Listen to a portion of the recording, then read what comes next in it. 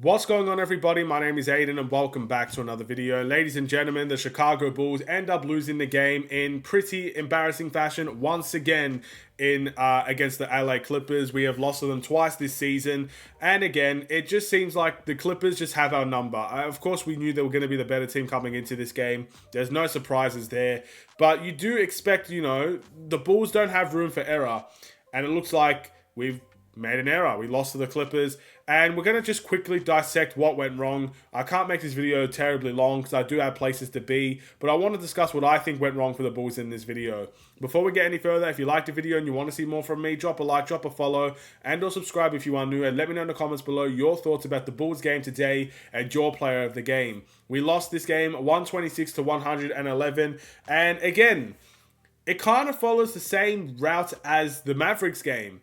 I think we let the Mavericks drop 44 points against the Bulls in the first quarter. While today, we allowed the Clippers to drop 37 points in the first quarter. They had two quarters where they dropped 30 plus points, the first and the fourth quarter. And they were just really consistent throughout the entire game. Now, I don't actually think the Bulls played a massively terrible game today.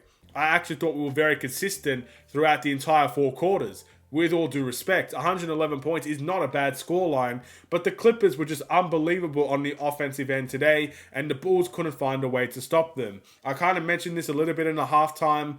At halftime, you look at the Clippers and just how efficient they were today compared to the Bulls and their efficiency, and I think that shows you the entirety of the game. I mean, let's take a deeper dive into the efficiency stats for the Bulls and the Clippers while we're here. So I want to show you, obviously, the two guys that were truly unstoppable, Kawhi Leonard and Paul George. Paul George had 28 points, and he was 11 from 12 from the field. He shot 91% from the field today. That shows you where the Bulls went wrong there. Kawhi Leonard had 27 points today.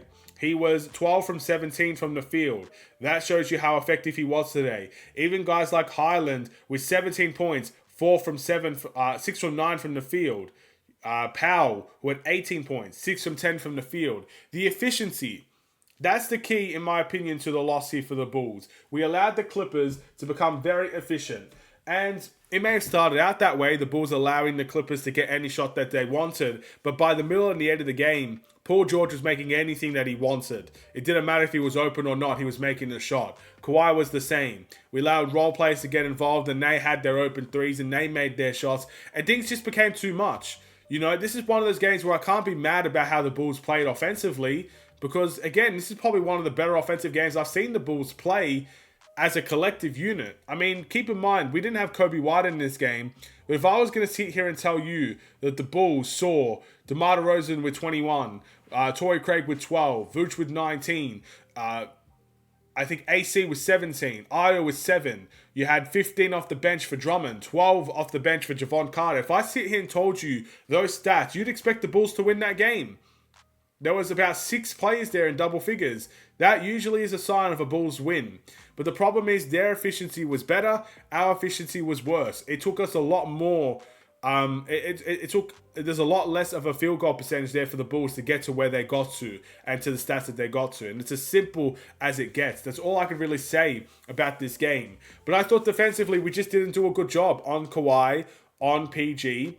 And we didn't have the guys to stop them. I mean, Torrey Craig came into the starting lineup. I thought that was the right decision because, again, they are very forward heavy and you need forwards to stop them. But, Caruso just got outmatched by Paul George. Couldn't really do much about that. Paul George, a stronger guy, a taller guy, and just had his way with Caruso, unfortunately. And then Kawhi Leonard, no one could stop Kawhi Leonard on this team. And you had to throw double teams their way, and that led to scrambles, and that led to other guys getting open shots. It was just a disaster from the very beginning. I would compare this game to the OKC game that we had pretty much at the very beginning of the season, where we got absolutely destroyed by the OKC Thunder. Shai Gilgeous-Alexander is a tremendous player. A player that is worthy of double teams, He ended up getting double teamed a lot of that second half against the Bulls. But what happened after that? The team around Shai Gilgeous-Alexander made their threes and made the Bulls pay. I kind of view it in that same way. Kawhi Leonard deserved double teams today. But what would happen? Paul George can get an open shot. Paul George deserved double team today. But what happens when we did that? Kawhi Leonard would get an open shot. And if one of them was off the floor, the rest of the Clippers team was there to step up. Powell, Highland, and everybody else.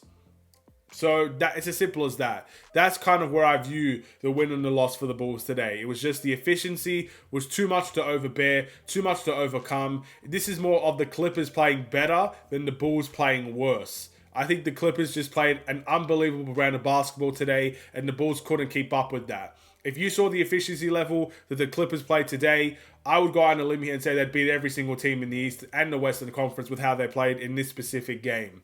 Sure, we could have made better adjustments. Sure, we could have, maybe tried to put a little bit more pressure on them as a ball handler and stuff like that. I can completely agree with that and from that point of view. But I just don't think there was much we could do about this game today, in all honesty. But if you disagree with me, feel free to let me know. With that being said, I want to give my player of the game today to Alex Caruso. He had 17 points today. He was 5 from 13 from the field, 5 from 8 from the three-point line, made a whole bunch of threes, and he was still our best defender, even in a situation where the defensive work was put into question today. But a wasted opportunity. We're trying to go on a winning streak. We're trying to get to that 8th seed. I just think it's impossible now, to be honest. I mean, we got a game against the Wizards. That's a must-win game. We do have winnable games coming up. So, of course, there's still that fighting chance I mentioned in the last game against the Pacers. But every loss that you get makes it more and more difficult. And it was already difficult enough. So we've got to be prepared for the idea of staying in that 9th seed and getting into a very, very hard battle in the play-in tournament. With the 7th and 8th seed, you get the double chance. You're allowed to lose one game if you get to the 7th and 8th seed. The 9th seed, there is no room for error, just like there's no room for error to even get into that 8th seed at this point in time. So we've got to be prepared for that outcome. And it's an expected outcome. Everybody expects it. But you always want that fighting chance. And every time we lose a game, and especially games like this where you get destroyed in, and you just get outworked in, you get outplayed in, it just makes it lesser and less likely to believe. So with that being said, I'm going to end the video here. Thank you for watching. Drop a like and a follow, and or subscribe if you are new. I will see you in the next Bulls-related video. Stay safe, stay healthy, and stay tuned for more. Take care, and peace.